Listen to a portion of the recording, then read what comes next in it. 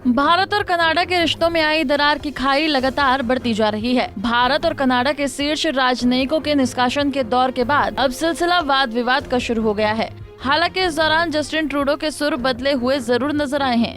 Reuters की एक report की माने तो ट्रूडो ने अपने एक बयान में कहा है कि वो भारत को उकसाना नहीं चाहता है। हालांकि ऐसा माना जा रहा है कि प्रधानमंत्री ट्रूडो ने संसद में जो कुछ भी कहा वो राजनीति से प्रेरित था और इसका सबसे बड़ा कारण है कनाडा में सिखों की संख्या। आपको बता दें कि 2025 में कनाडा में चुनाव होने वाले हैं। ऐसे में ट्रूडो इस बयान के बाद सिखों में अपनी पकड़ को मजबूत करना चाहते हैं, क्योंकि कहा जाता है कि कनाडा के अंदर सिखों की संख्या चुनाव पर बेहद असर डालती है। हालांकि भारत ने भी तुरंत कनाडा के आरोपों का खंडन किया और कनाडाई उच्चायुक्त को तलब कर अपनी आपत्ति जताई। साथ ही टॉप डिप्लोमेट को देश छोड़ने का फरमान सुना दिया। बताते चलें कि सिख अलगाववाद और खालिस्तान आंदोलन के कारण भारत और कनाडा के रिश्ते निचले स्तर पर हैं। 1980 में पंजाब राज्य से शुरू हुआ खालिस्तान आंदोलन आज मीलों दूर कनाडा में पैर पसार चुका है। 1970 के दशक में कनाडा में बड़ी भारतीय आबादी थी, जिसमें खासतौर से सिख समुदाय है। इसी दौरान यहाँ राजस्थान के पोखरण में हुए न्यूक्लियर प्रशिक्षण से तत्कालीन पीएम और जस्टिन ट्रूडो के पैर पियरे टूटे की नाराजगी और खालिस्तान समर्थकों की राजनीतिक शरण ने कनाडा में खालिस्तान आंदोलन की शुरुआत माना जाता है। खालिस्तान बनाने की मांग की जड़ें ब्रिटिश काल की औपनिवेशिक नीतियों से जुड़ी हैं। ब्रिटिश काल के खिलाफ आवाज उठाने वाले हिंदुओं को खत्म करने के लिए अंग्रेजों ने बड़ी संख्या में सिखों को सेना में भर्ती किया था। फिर जब 1947 में देश आजाद हुआ तो पंजाब और केंद्र सरकार के बीच तनाव उजागर हुआ, जिसमें कई सिखों के दिल में सरकार के खिलाफ रंजिश पैदा कर दी। 20वीं सदी में सिखों ने कनाडा का रुख किया और धीरे धीरे उधर शिफ्ट होने लगे।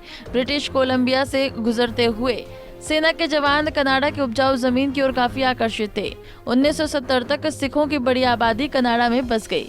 जैसे जैसे सिखों की संख्या बढ़ने लगी, खालिस्तान आंदोलन के बीज भी यहाँ पनपने लगे। 1974 में भारत ने राजस्थान के पोखरण में न्यूक्लियर प्रशिक्षण किया था। इस पर कनाडा के पूर्व सीएम पियरे ट्रूडो ने काफी नाराजगी जताई थी, क्योंकि शांतिपूर्ण न्यूक्लियर एनर्जी के लिए दिए गए कैंडू टाइप रिएक्टर का सैन्य इस्तेमाल किया गया। उसके गुस्से के कारण भारत के साथ कनाडा के रिश्ते खराब हो गए। इस दौरान भारत में खालिस्तान आंदोलन चल रहा था और सिखों ने कनाडा में शरण लेनी शुरू की और राजनीतिक शरणार्थियों का दर्जा मांगा। इस तरह कनाडा में खालिस्तानियों का प्रवेश हुआ और भारत के साथ खराब रिश्तों के कारण कनाडा ने खालिस्तान अलगाववाद को रोकने के लिए कुछ नहीं किया। 1980 और 1990 के दौरान खालिस्तान आंदोलन भारत में पीक पर था और बमबारी, हत्याएं, किडनैपिंग, लक्षित हत्या और नागरिकों के नरसंहार की घटनाएं देखने को मिली, जो सबसे ज्यादा पंजाब में देखी गई।